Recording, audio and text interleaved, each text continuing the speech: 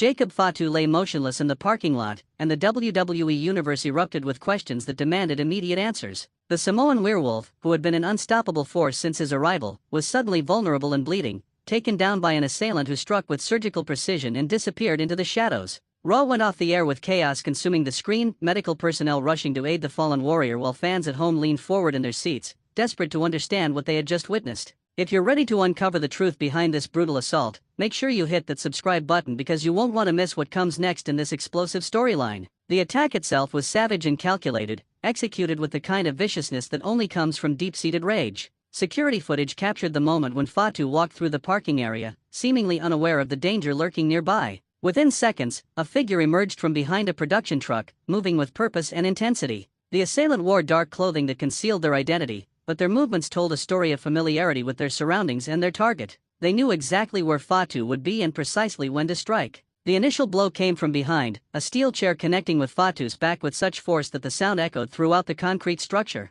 Fatu stumbled forward but didn't fall immediately, his warrior instincts kicking in as he attempted to turn and face his attacker. What happened next was a relentless barrage that left no doubt about the attacker's intentions. They weren't looking to send a message or make a statement for the cameras. This was personal, raw, and fueled by something far deeper than professional rivalry. The chair came down again and again, targeting Fatu's legs, his back, his ribs. Each strike was deliberate, aimed at areas that would cause maximum damage and keep the powerhouse down. Fatu tried to fight back, his hands reaching out to grab his assailant, but another blow sent him crashing to the ground. The concrete became his enemy as much as the person wielding the weapon, his body slamming against the unforgiving surface with each attack. Blood began to pool beneath him, seeping from wounds that would require immediate medical attention. The WWE production team worked frantically to analyze every frame of footage they had captured. Multiple camera angles provided different perspectives, but the attacker had clearly planned their assault with the building's blind spots in mind. However, technology and determination proved to be powerful allies in the search for truth.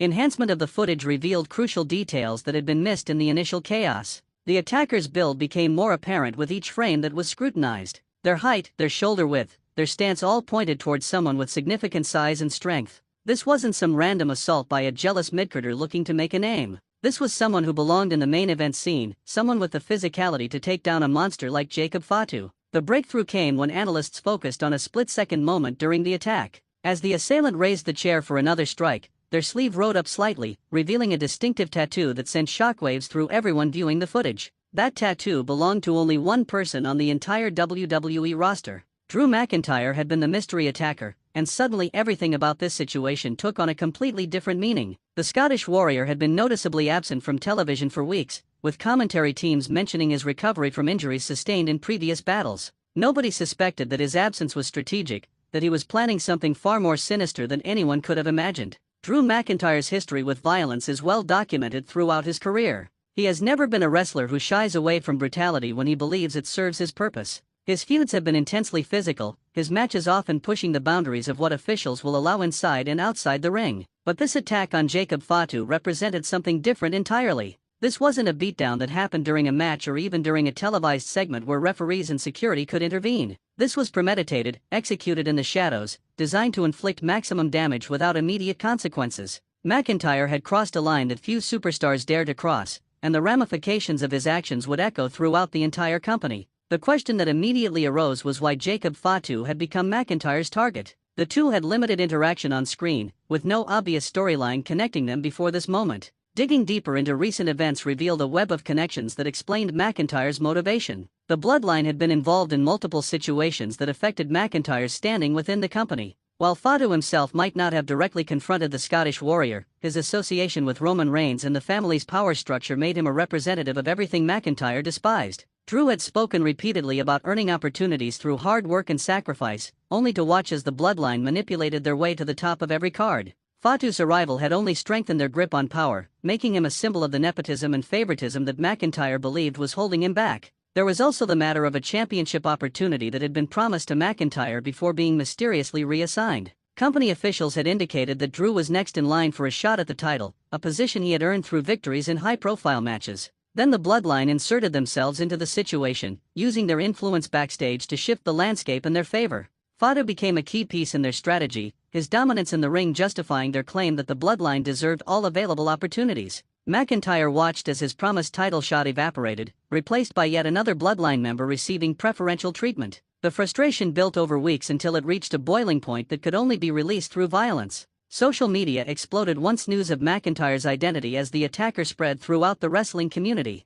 Fans were divided in their reactions, with some praising Drew for taking matters into his own hands while others condemned the cowardly nature of the assault. The hashtag relating to the incident trended worldwide within hours, with thousands of people sharing their opinions and theories about what would happen next. Drew's own social media accounts remained silent, adding to the mystery and tension surrounding the situation. His refusal to immediately address his actions suggested a level of calculation that made him even more dangerous. This wasn't a wrestler who had snapped in a moment of anger. This was someone executing a carefully planned strategy to dismantle the Bloodline piece by piece. The Bloodline's response was swift and filled with promises of retribution. Roman Reigns appeared on social media with a video message that carried the weight of authority and barely controlled fury. He spoke about family, about loyalty, about the consequences that await anyone who dares to attack a member of his tribe. The tribal chief made it clear that McIntyre had not just assaulted Jacob Fatu but had declared war on the entire bloodline. Every member of the faction would be looking for the Scottish warrior, and when they found him, the reckoning would be biblical.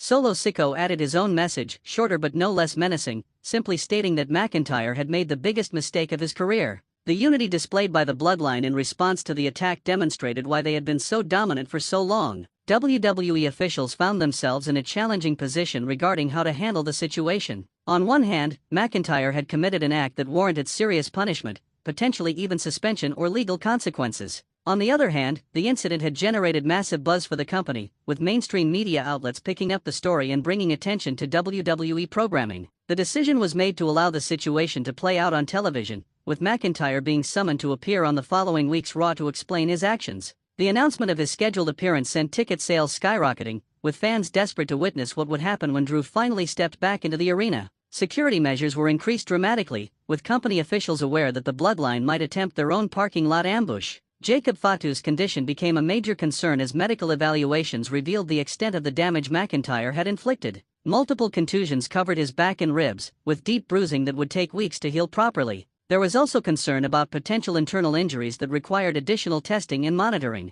The Samoan werewolf was known for his incredible pain tolerance and his ability to work through injuries that would sideline lesser competitors, but even he couldn't simply shake off an assault of this magnitude. Doctors recommended rest and recovery, a prescription that didn't sit well with Fatu, who wanted immediate revenge against the man who had attacked him. The conflict between medical advice and warrior pride created additional drama within the Bloodline, with Roman Reigns forced to make decisions about how to proceed without one of his most powerful weapons at full strength. The wrestling world began speculating about the long-term implications of this feud. McIntyre vs. Fatu represented a clash of styles and personalities that promised incredible matches once Fatu was cleared to compete. Drew's technical prowess and striking ability would be tested against Fatu's raw power and Samoan heritage of toughness. Beyond the individual matchup, this situation had the potential to evolve into something much larger, possibly culminating in a traditional Survivor Series elimination match pitting McIntyre and allies against the Bloodline. The storyline possibilities were endless, and creative teams were already working overtime to map out the most compelling path forward.